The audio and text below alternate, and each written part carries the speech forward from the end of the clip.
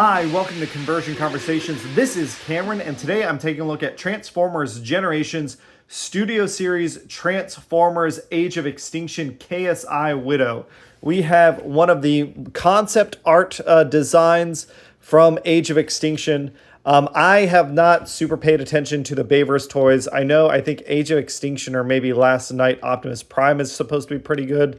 But I just don't have a strong attachment to those characters. But when someone told me, hey, this has the Transformers Prime Robots in Disguise Vehicon transformation, my interest was really piqued. Starting out in alt mode, this is a pretty nice looking alt mode.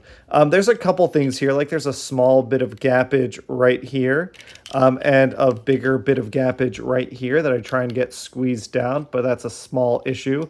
We do have some pretty good paint matching. I'm impressed by the way the painted orange and the orange pearlescent plastic blends together pretty nicely. I don't know if that comes off better or worse on camera, but in person with my eyeballs, that is basically the same shade of orange. We have some silver that could have been a little more thickly applied up on the headlights. We have a grill, a small icon picked out here. On the back, we have a McLaren. She turns into a McLaren. We knew that. I definitely knew that before looking at that sign. We got some little bit of design paint here. And then, the back grille and everything and the silver rims. Looks-wise, I think it looks like a fantastic sports car. I mean, the McLaren is a great supercar. So it's really cool to see. Rolls just fine. I was kind of expecting that the knee pads down here to drag a little bit, but they don't seem to cause any issues with clearance. I think the only thing I would have liked is maybe a little more silver paint up front so that those headlights just contrast a little bit better. But other than that, I am pretty happy. Transformation here is super simple. It's a lot of fun. And after I've done it a couple times, it's less fiddly than I thought it would be. The biggest challenges are just the gaps are really tight because it's such a nice alt mode. It's sometimes hard to get a finger there if you don't have your fingernail long like I don't. So trying to get in here and get this rotated out.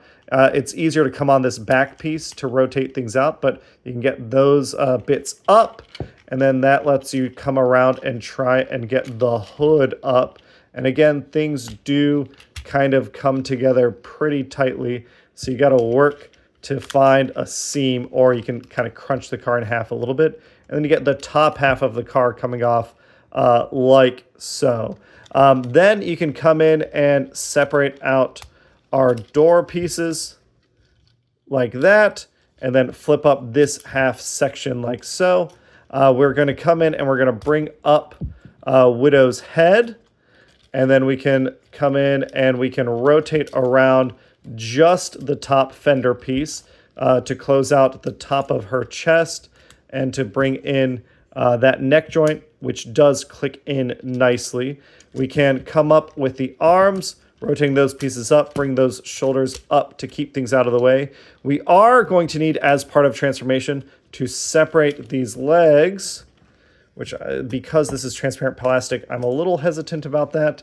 But we can come in and lift out these gun pieces, which can actually store again safely away. If we come in here, there's a slot on the back of these car doors, which lets us take our guns and stick them securely back here. We can fold down our doors, and it doesn't really seem to impact anything in terms of posability or anything like that. We can come in these side scoops, come up, and then you can shrink them down in.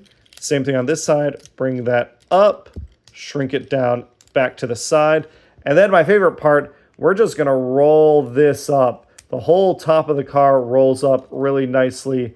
Again, it's that RID Vehicon transformation. One of the transformations that really blew me away when I first started collecting as an adult, coming in with these toes. And I just love that there's another toy that does that. And here is Widow. And I think this is a great design. It might be my favorite of the Bayverse designs, and it wasn't even in any of the movies. I was looking around at my toy collection. I don't really have any Bayverse Transformers. Somewhere I have that KSI like blue Bumblebee thing, but I can't find it. So there's not really any comparisons I'll be doing, but she is kind of a standard deluxe size class. But that's the thing that makes Widow so impressive, is that normally that size class has a pretty frustrating transformation because there's so many fiddly bits, but here things look great. We have what is a fantastic Widow face sculpt. For a Bayverse sculpt, I think this is really, really nicely done. She's got a distinctive face. I love the dreads. I love those recessed eyes that still have yellow paint. The silver paint on her face looks great. The neck can wiggle. We can go back and forth, side to side, rotate it a little bit. The issue becomes that her dreads kind of impact the sides of her shoulders, but it's not that big a deal. If we get this piece out of the way, we can kind of go 360 on the arm. It needs to like scoop in a little bit again around that shoulder joint, but it can go out that far for a shoulder joint, which I do appreciate. We do have bicep swivel, which is hard to kind of tell distinctly from the shoulder swivel, but it is something there. We can go 90 degree at the elbow. We don't have any wrist articulation, unfortunately. We do have, if you move these leg pieces forward, less than a full Van Damme, but still more than if you keep those pieces in. They'll start clashing into her waist. No waist swivel, unfortunately. We can kick up, decently high, kick back decently far. We do have a thigh swivel here. Again, having to move that orange side piece around, but we can do it. A 90 degree knee bend, which is impressive considering the way the transformation happens, but you can get that range out of her. And then I don't know, do we have any sort of, no, I don't think there's any ankle tilt. I'm really trying to see if there's any jointage here, but I think because of transformation, this all needs to be one piece because this folds up, so this needs to be one piece to hold it stable. And I was checking to see if maybe there's a joint here to rotate the ankle, but no. So a little less than ideal Studio Series articulation. But for a concept figure, I think her transformation is just so much fun, and she looks great. And she has play pattern. Better than the Gamer Edition toys, we can, again, these guns that store away, they can come off. And look at this. I really like this. The gun can clip over her forearm, so it looks like it's got two little divots that you can clip onto. It integrates pretty nicely with her hand. I think it follows the shape of her wrist pretty well. Same thing here. There we go. So she can be firing her wrist blasters, and I think they look really nice. Again, for a Studio Series figure that's not Studio Series 86, this might be my favorite, at least definitely my favorite of the year, but maybe my favorite that we've gotten so far. They just haven't really stuck with me, but I really like KSI Widow. That is it. That is our look at KSI Widow. I basically recorded this all in one go, so that means the announcement for Transformers Generation Studio Series Perceptor will happen right now. All right, let's announce the winner of Transformers Generations Studio Series Perceptor.